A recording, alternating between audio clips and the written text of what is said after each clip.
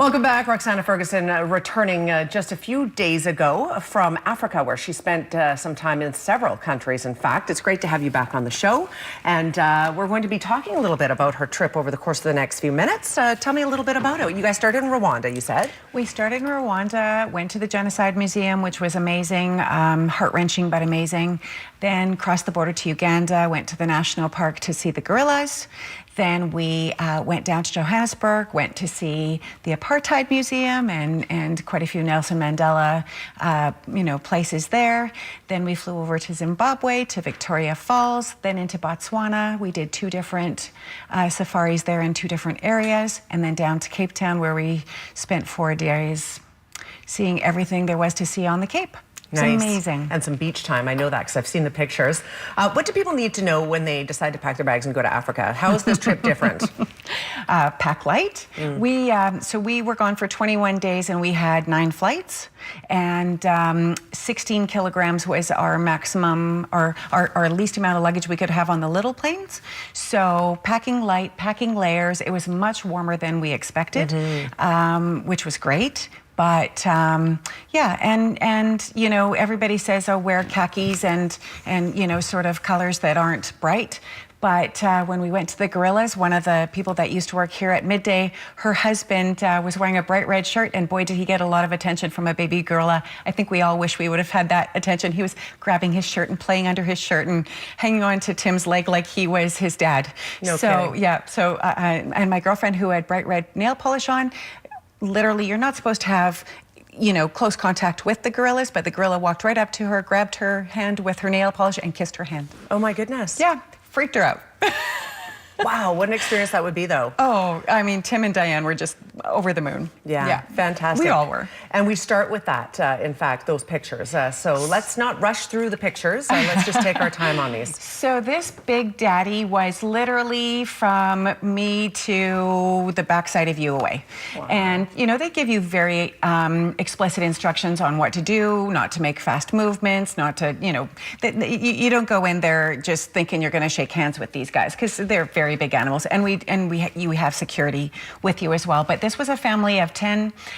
There are never more than 8 of you in the group. This is one of the babies. Oh my word! So sweet. Oh, and this was not the baby that came up to Tim and grabbed his shirt, but this little guy, he just pounded his chest for us, and he was just, it was phenomenal. That was the icing on the cake, but it was the first thing we did. How big is that? Like, it's hard to tell. Like, a foot high? Or what he was probably 18 inches, 20 inches high. Yes.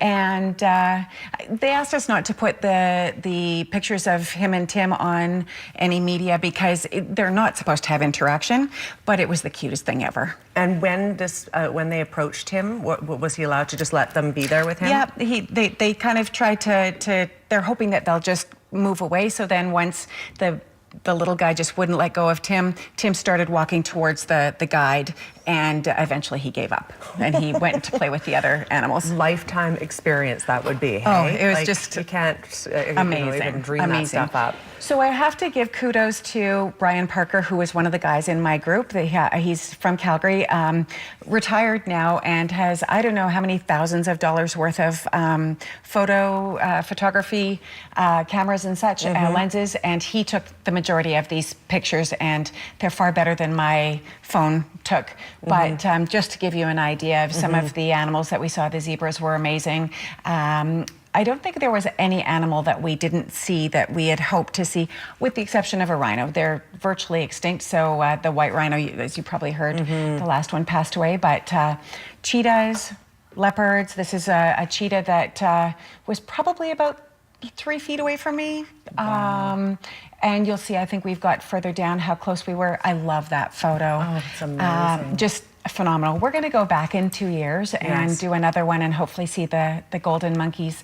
So this is a Cape buffalo that I would love to know what this guy weighs. His horns were, yeah. And then this is a leopard that happens to wander around our bush camp where we were. Like, she owns the place. Oh, really? Yeah, she's pretty spectacular. And gorgeous, look at this. Gorgeous warthog. What was the warthog's name in? I can't remember. Zumba. Anyway, Simba. Is That's Simba? what it was.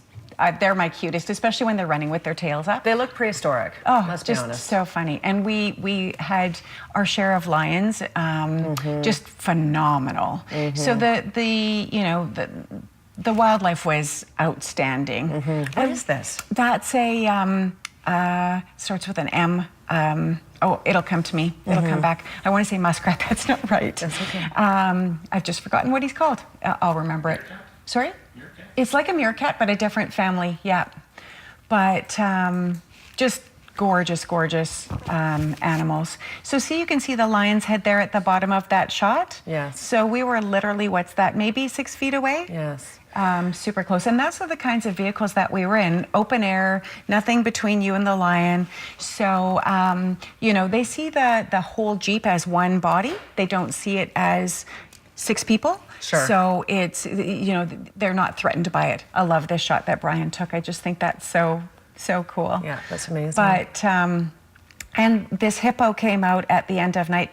You do what's called a sundowner. You take your Jeep and you have drinks out over the, waiting for the sunset. And this hippo decided he was going to come out of the water and drink in front of where we were having our Fantastic. sundowner. Why not? Yeah, I love that. That's my photo, not Brian's. You guys were clearly not roughing it. No, so this is the lounge and restaurant of one of the tented camps that we stayed at. No, it wasn't roughing it.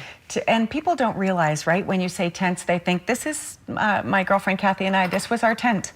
And outdoor shower, but, and an indoor shower if you didn't want to shower outside, but just phenomenal.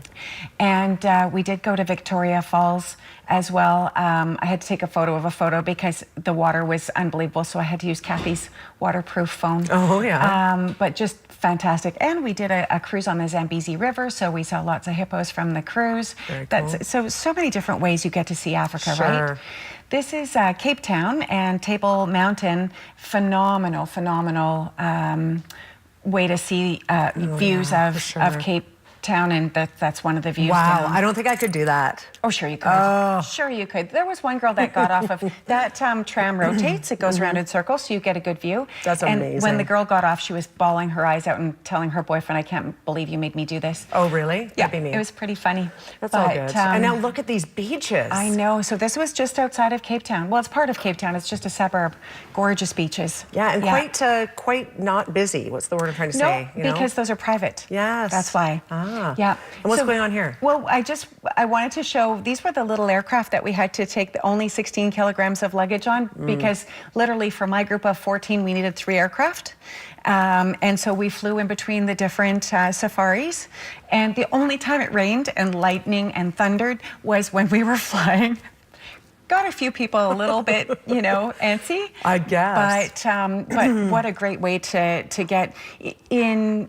A few safaris I've done, we've driven between camps, but it can often be a 12-hour drive, which is a really long drive in a vehicle that's not made to drive 12 hours. Yes. And so we flew between this time, and you could see herds and herds of elephants and herds of giraffes. And we were flying at, very, very low altitude. So it was amazing.